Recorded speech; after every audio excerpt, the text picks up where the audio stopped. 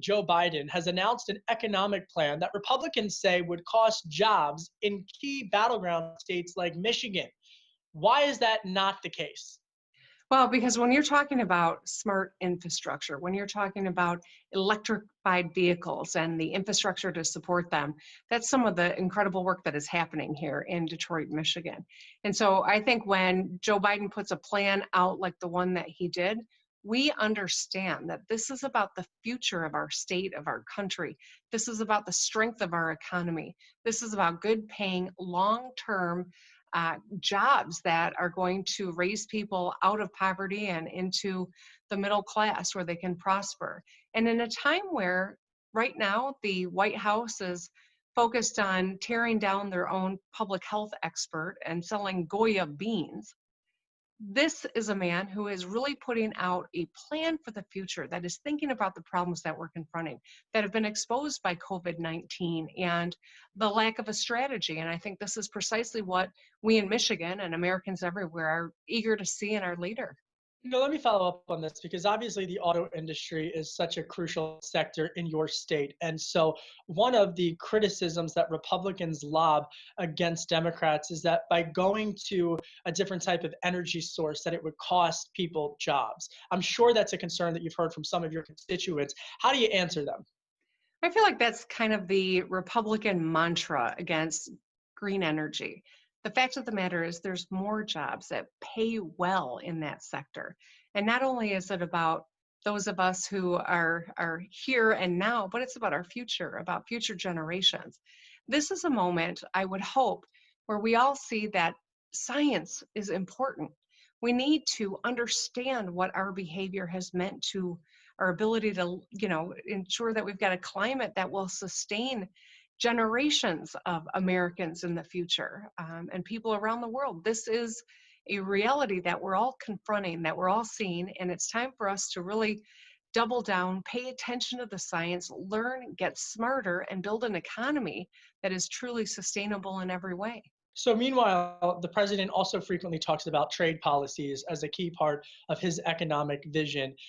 Trade policies are so crucial to your state, whether it's USMCA or China and negotiating with China. How would Biden administration handle not just USMCA, but also negotiating with Xi Jinping in order to make sure that the American worker is put first? Well, Joe Biden is not new to the world stage. Joe Biden understands how to negotiate when you can negotiate and how to draw a strong line when it's about American values and American prosperity and homeland security. That's why I think right now more than ever, we need Joe Biden as our president. The trade policy via Twitter has been one of the most damaging things we've seen over the last 3.5 years. We know that the auto industry and the agricultural industry alike has suffered because of a couple of tweets that come out of the White House at 7 o'clock in the morning.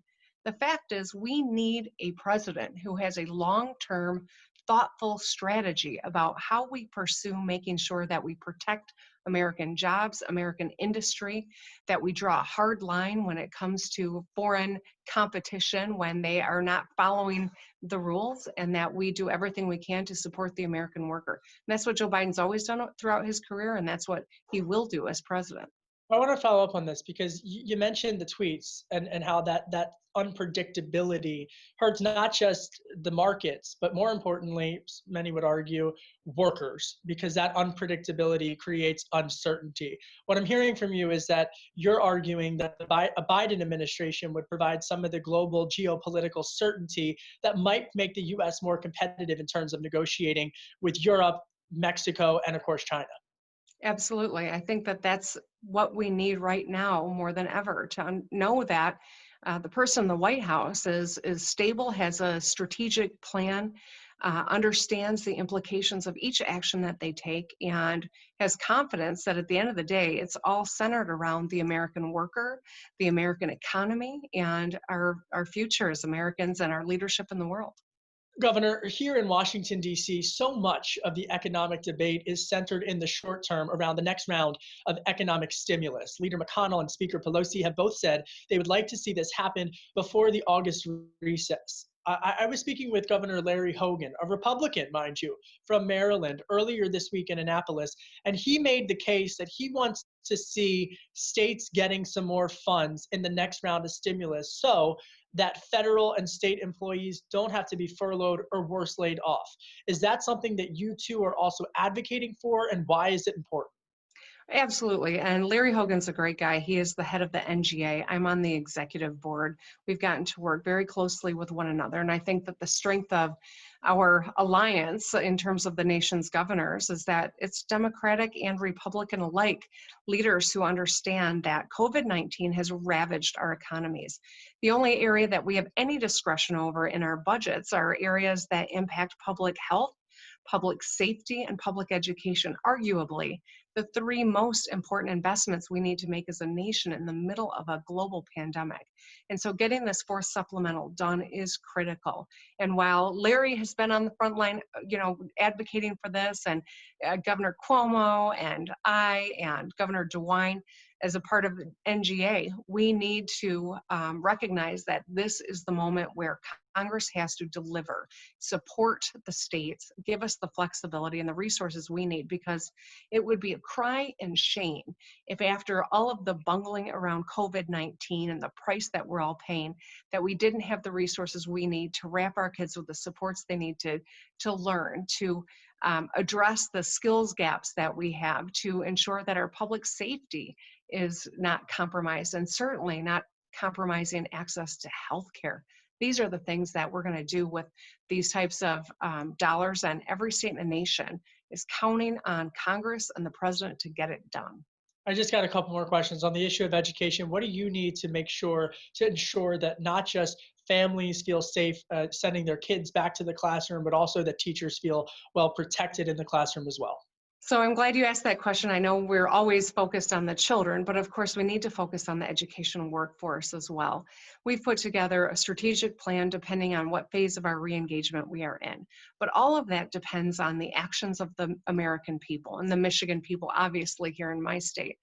The more people that mask up now increase the odds that our numbers of COVID-19 are declining, and that we can get our kids safely back in the classroom, and our teachers and our bus drivers and everyone who's a part of that education ecosystem back.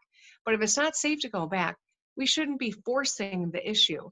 Countries around the world who have re-engaged education are doing so in places where the numbers are decreasing. They're doing so with universal mask wearing and even face shields on top of it in some countries. They don't engage unless those numbers are in control and declining. And right now, across the country, that is not the case. We crushed our curve here in Michigan. We were one of only 2 states on par to ensure we contained COVID-19 at one point, but now our numbers are going up as well. People have been dropping their guard.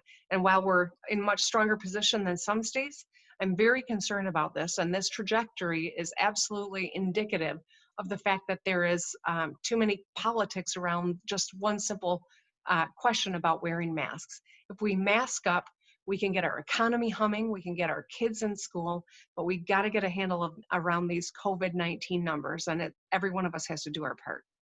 I do want to just end the interview with a topic that is very much in the news and on the minds of Americans, and that's on mail-in voting. We're just a couple of months away from November 3rd, and there's this now debate over whether or not folks should be able and have a right to automatically vote by mail. Practicing a fundamental right, but how they do it has been open for a debate in this country. What have you decided in Michigan? And do you feel that every single citizen who is registered to vote in your state should automatically be given a mail-in ballot? So in Michigan, we changed our constitution in 2018 to make it easier for people to vote from home. We have a wonderful Secretary of State in Jocelyn Benson, who has been mailing to people applications for that absentee ballot, both for August and for November. We ran an election in May and had twice the turnout, and overwhelmingly people embraced investing more in schools. And so what I know is if we make it easier for people to vote, you get more people that vote. And so we are going to pursue this in terms of encouraging people to vote at home, making use of this new right in Michigan that wasn't available in 18 or 16 or any year before that. And that is how we are ramping up and trying to drive up engagement, but do so in a way that keeps people safe. So it's the position of Michigan that if you want to vote by mail, you have the right to do so, and you'll get a mail-in ballot. You don't have to ask for one; you just get one. You do have to ask for one, but you can do it online and just simply fill out the application and the ballot will come to you.